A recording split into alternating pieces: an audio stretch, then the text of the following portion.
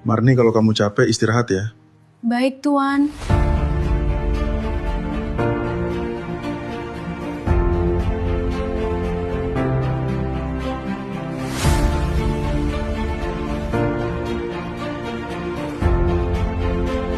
"Duduklah Marni," kata Moses tanpa menoleh. Suaranya tenang, nyaris datar.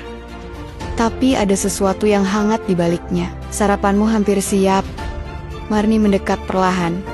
Takut salah langkah, takut menatap, takut menebak apa maksud dari semua ini. Ia duduk perlahan di kursi, memegang ujung meja seperti anak kecil yang tak tahu harus berbuat apa. Sepanjang sarapan itu, pikirannya penuh dengan pertanyaan. Pertanyaan yang menyesaki kepala hingga rasanya ia tak bisa bernafas. Apa sebenarnya yang ia mau? Mengapa ia tidak memaksaku malam itu? Bukankah tujuan perjanjian ini jelas? Mengapa ia repot-repot menyiapkan sarapan untukku? Dan kenapa ia terlihat seperti seseorang yang tak ingin kusakiti? Tuan Moses makan dengan tenang, sesekali menatap Marni, seperti memastikan gadis itu baik-baik saja. Tapi tatapannya tidak pernah memaksa, tidak pernah menuntut. Justru sebaliknya membuat Marni semakin bingung. Setelah sarapan, Marni kembali ke tugas rumah. Seperti hari-hari sebelumnya, ia mencuci piring di wastafel. Air mengalir pelan, sementara kepalanya masih dipenuhi banyak bayangan kejadian semalam. Lalu, tiba-tiba langkah kaki berat terdengar mendekat. Ketika Marni menoleh, Tuan Moses sudah duduk di kursi tepat di depannya.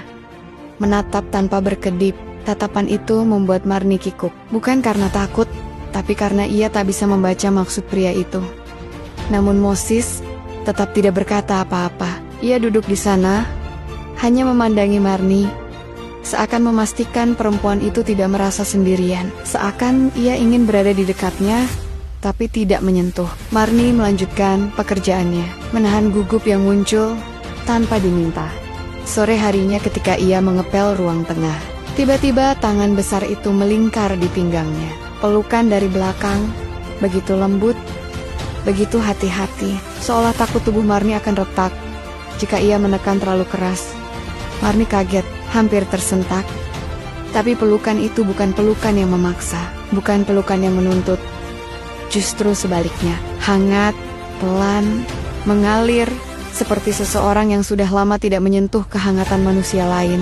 "Mengapa Tuan?" bisik Marni dalam hati. "Apa sebenarnya tujuan Anda melakukan semua ini?" Ia tidak berani bertanya, tidak berani menatap, hanya bisa berdiri kaku. Sementara pelukan perlahan dilepaskan, digantikan senyum tipis yang hampir tidak terlihat di bibir Moses. Hari itu berjalan aneh, tapi tidak menakutkan.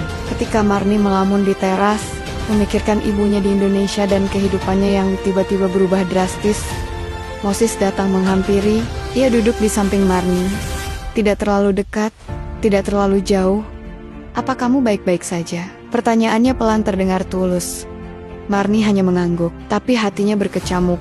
Setiap kali Marni tampak sedih, Moses datang sekadar menemani, seperti pria yang tahu kapan harus bicara dan kapan harus diam, seperti pria yang sudah terlalu sering hidup sendirian.